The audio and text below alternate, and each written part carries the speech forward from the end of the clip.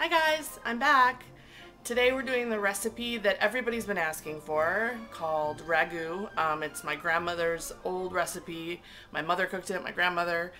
And you think ragu and you think the ragu in the jar at Safeway or whatever, but no, different, home cooked.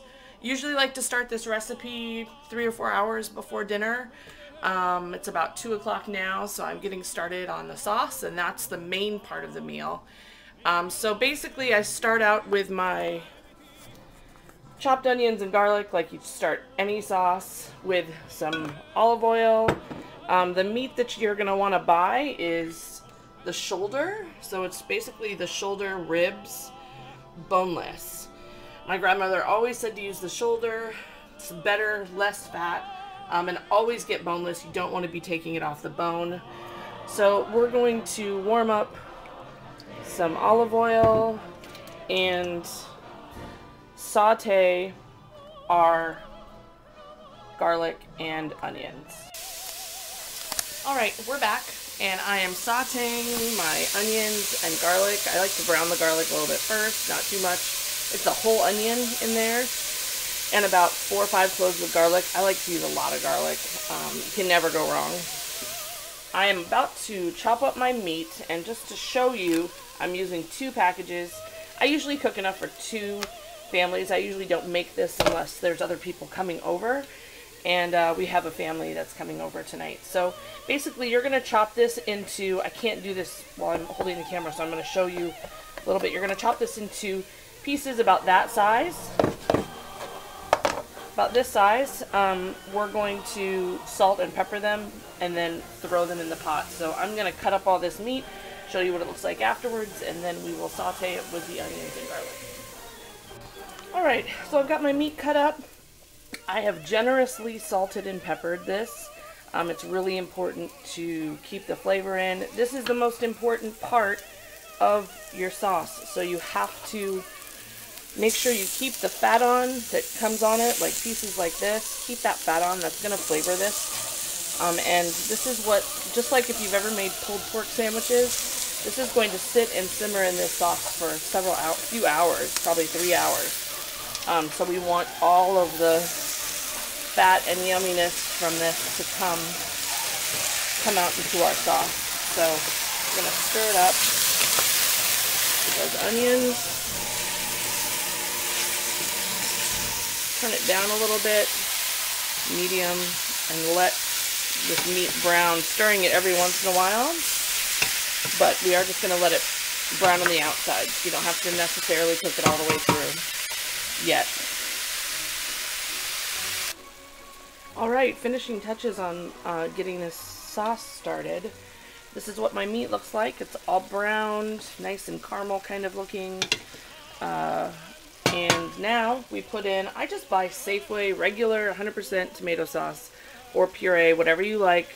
This is easy, nothing but tomato sauce in here, because I'm doing double or a larger amount. I put 2. So I put 2 of these.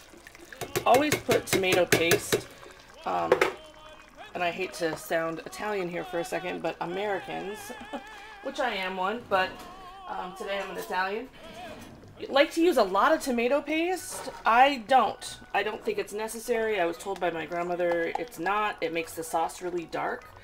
I put usually a heaping tablespoon, maybe a little bit more since we're making more today, but that's it. Don't put a whole can in. A lot of people put entire cans in, and I don't understand that. So this is about 2 tablespoons worth right here. For every little bit of what is it called, paste that you put in, I like to add a little bit of water, and then your spices. So I've got this freeze-dried basil that I love. Generous, be very generous. Remember, your pork is going to sit in here. This is my pepper, lots of pepper, and of course my husband's favorite, the salt. I'm going to add a little bit more on my hand here. Sorry, I measure with my hands.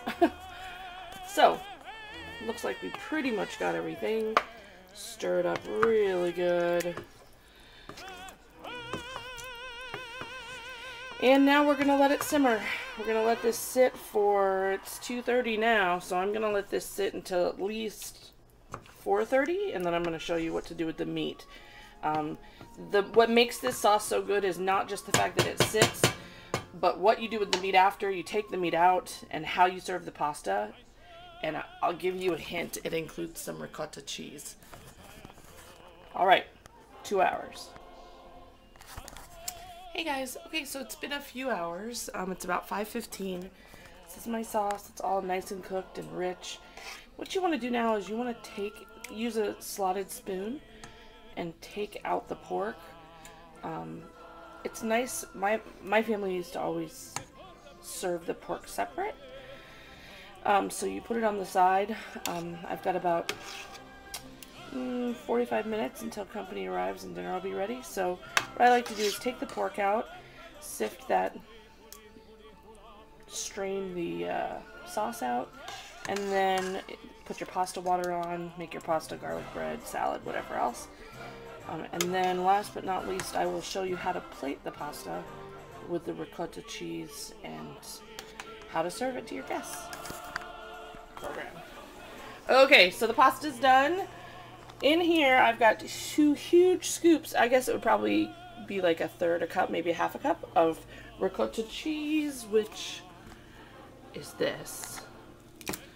We are going to put the pasta in here and mix it with some sauce. And then we'll show you what the final product looks like. Alright, then your final product looks like this. This pasta has a little bit of ricotta cheese, well, the ricotta that I showed you, mixed with some sauce. Then when you serve it, you're serving pasta with some sauce. I'm doing this for my recipe.